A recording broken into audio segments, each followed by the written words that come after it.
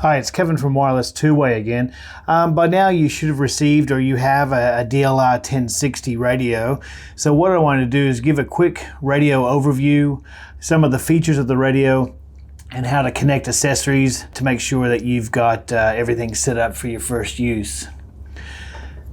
So with the radio, as you get it unboxed, you've got the radio, battery. When you want to put the battery in, it's in the bottom. Push in, down, and pop.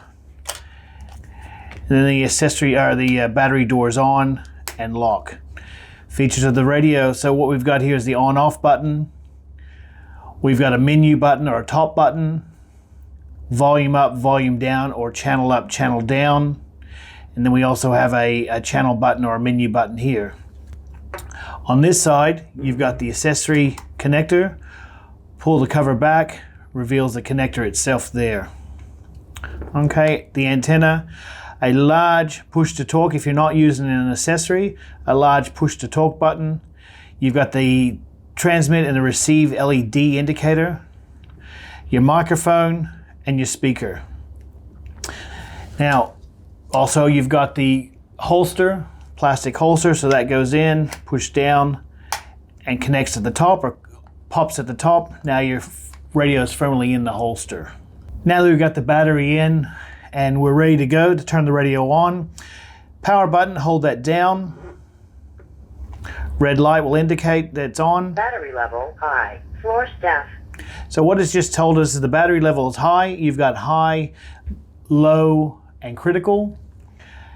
Volume up, volume down.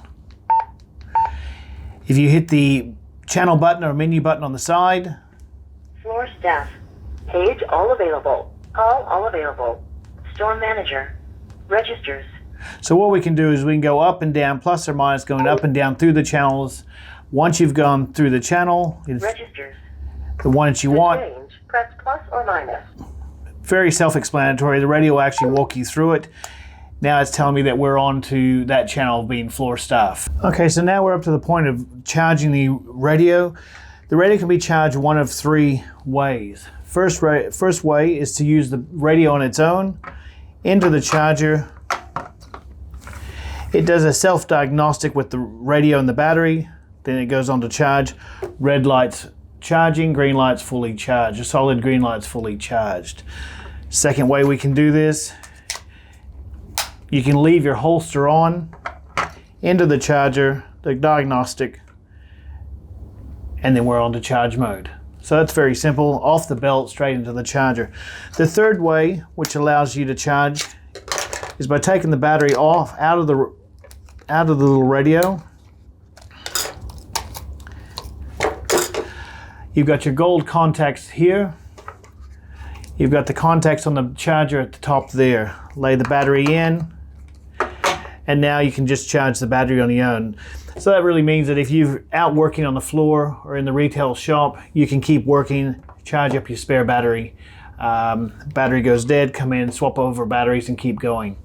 Okay, so now that we're going to use the radio on the floor or in your shop, if you're not using an accessory, as I said before, use the push to talk button into the microphone and away you go. So it's basically just a simple push to talk and release to listen.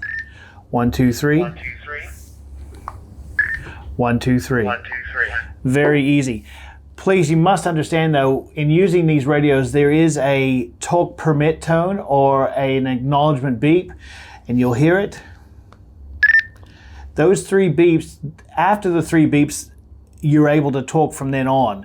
If you start to talk as soon, and it takes a little bit of time to get used to, but if you start to talk prior to those acknowledgement beeps, you will miss the receiver will miss half of your conversation. So again, just remember, wait for the three beeps, and away you go. One other thing as far as the battery, if you want to, while you're on the floor, to check the charge in the battery, hold down your on-off for a split second, and then release. Battery level high.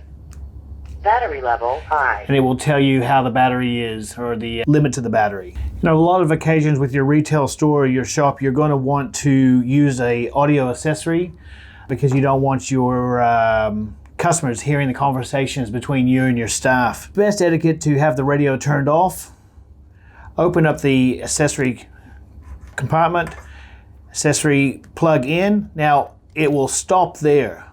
So it's not connected. What you need to do is then listen for the pop. Now we're fully connected. That's snug in there. There's no loose connection at all. Now turn the radio on.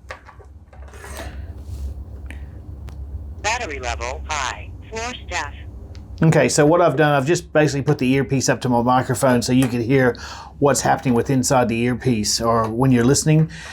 Once you connect the earpiece or the accessory, you're now not using the push to talk on the radio. You're going to use the inline push to talk with your earpiece. So what you've got is a push to talk button, clothing clip, and your earpiece. So again, you must listen for those 3 beeps before your conversation starts. You can hear it there.